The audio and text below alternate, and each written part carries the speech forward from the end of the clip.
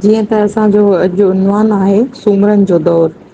सूमरन जो दौरु 950 खां शुरू थी 1351 ते ख़तम थिए थो।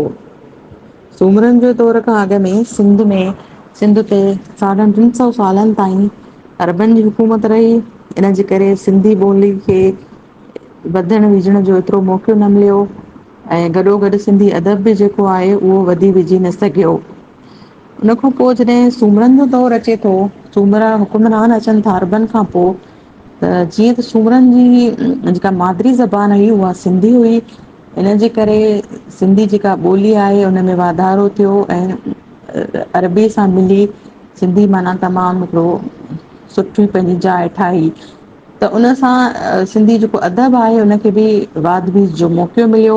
इन जे करे असां सिंधी अदब जो बुनियादी दौरु चवंदा आहियूं सूमरनि जे दौर खे। ऐं गॾोगॾु असां इहे तश्कीली तौरु बि चई सघूं था। जीअं डॉ. नबी मिश्क चयो आहे त ॿोली जो जेको तश्कीली दौरु आहे, त इहो असांखे माना सिंधी ॿोली जी जेको अदब जो बुनियादु मिले थो उहो सूमरनि जे दौर खां मिले थो। सूमरनि जे दौर जूं चंद जेके आहिनि अहम ॻाल्हियूं आहिनि, उनमें इहो आहे त जेके क्लासिकल शाइर आहिनि ख़ासि तौर ते शाह लतीफ़ जेके रूमानवी दास्तान या नीम तारीख़ी दास्तान जेके आहिनि ॻाया आहिनि, उन्हनि जो सत जेके दास्तान आहिनि उन्हनि में छहनि जो जेको तालुक़ु आहे उहो सूमरनि जे दौर सां आहे। हाणे सूमरनि जे दौर में दास्ताननि में शेर चया वेंदा हुया ऐं शेर खे हुनखे ॻाह चयो वेंदो हुयो। ऐं ॻाह जेको आहे उहो ॻाए लफ़्ज़ मां निकितल आहे।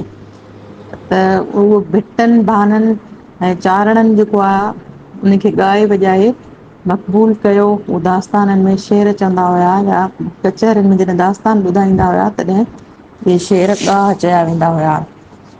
हाणे ॿी शइ जेका असांखे शाइरी में मिले थी उहा आहे रज़मिया शाइरी। रज़मिया शाइरी हाणे सूमरनि जे दौर में जंगियूं बि तमामु घणियूं लॻियूं। जीअं सूमरनि ऐं गुजरनि जी लड़ाई या अलाउद्दीन खिलजी जो जेका लड़ाई हुई, या ख़ुदि दोदो सूमरो ऐं चनेसर उन्हनि जी लड़ाई हुई। त हुननि में रज़मिया जेके जंगियुनि में जेके बहादुरी जूं या सूरह जा जेके शाइरी कई वेंदी आहे उहा बि असांखे सूमरनि जे दौर में मिले थी।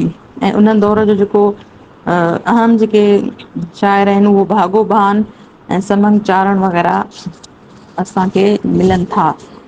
हाणे इन सां गॾोगॾु असांखे वरी जेको ॿी शइ अहम शइ हिकिड़ी मिले थी उहा आहे मज़हबी शाइरी।